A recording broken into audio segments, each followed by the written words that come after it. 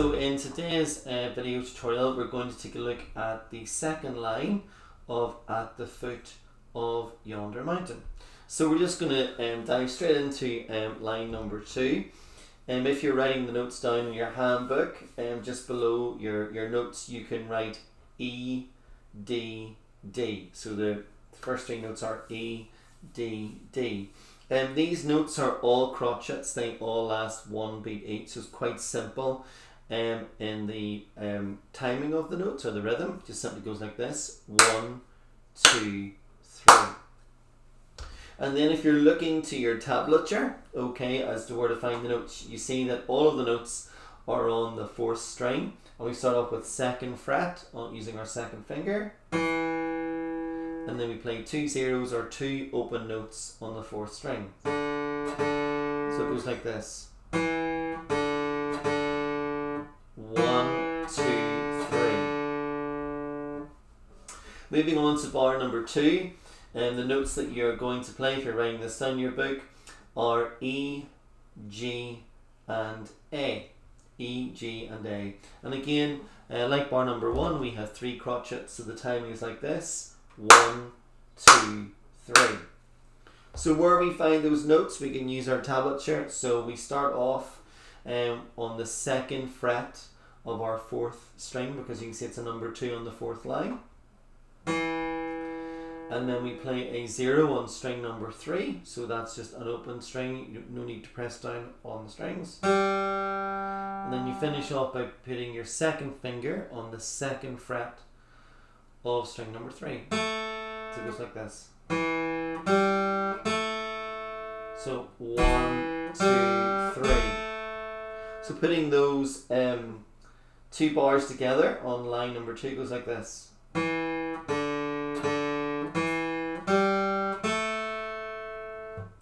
Okay, so moving on to the bar number 3, the 2nd line, and only 2 notes we need to play. So the first note is a G note, and then we're playing a D note. Okay, and you'll notice that we are playing the same notes but in different places. So for example, we were playing a 0 on the 4th string, which is a D, and if you're looking at your tablature here on this bar, we're playing the 3rd fret of the 2nd string, which is also a D. Okay, so in the guitar and indeed with many other instruments, you can play the same note in different places. So we're now going to just take a look at the timing of that. So the first note is a minim, so it lasts 2 beats, so we count it as 1, 2. Then the last note is simply a crotchet falling on beat 3s. We just count that as 3. So putting it all together, it goes like this: 1, 2, 3. Okay, great stuff.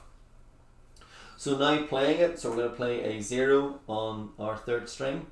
So go 1, 2, and then using our 3rd finger on the 3rd fret of our 2nd string, we play the last note, which is, as I've said, is a D. So it goes 1, 2, 3. So putting these first 3 bars together, it goes like this.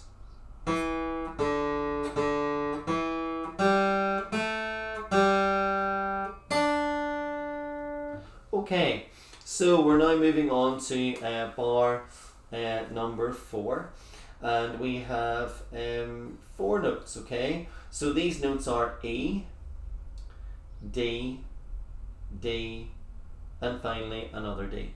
Okay, in terms of the timing, you'll see that the first 2 notes are joined together with a beam, and you probably know by now these are quavers, and we're squeezing 2 quavers into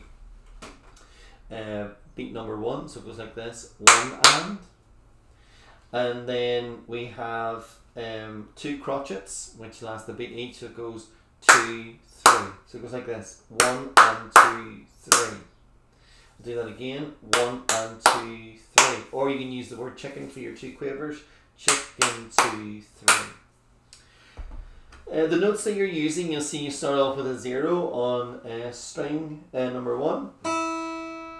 And then after that, you're playing the 3rd fret on the 2nd string and using your 3rd finger. So it goes like this: 1 and 2, 3. 1 and 2, 3.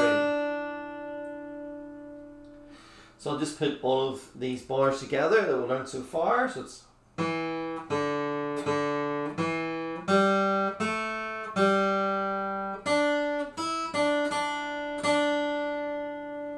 okay, so finally moving on to the final bar.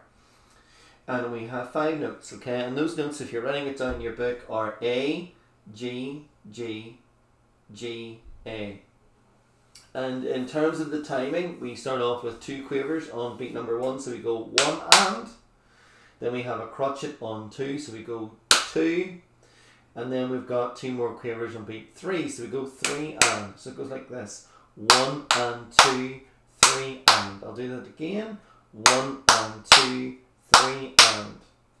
And all of the notes you'll see here are on the 3rd string. Okay, so you're using your 2nd finger to play the 2nd fret. So it goes 1 and 2, 3 and.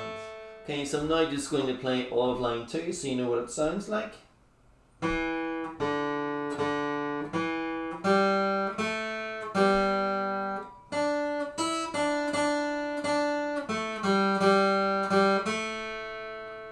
And you might want to just rewind the video a little bit and practice that. Maybe want to play along with me, and hopefully in our next lesson we'll maybe continue on with At Foot of Yonder Mountain, but I'm sure I'll see you in the next Zoom lesson.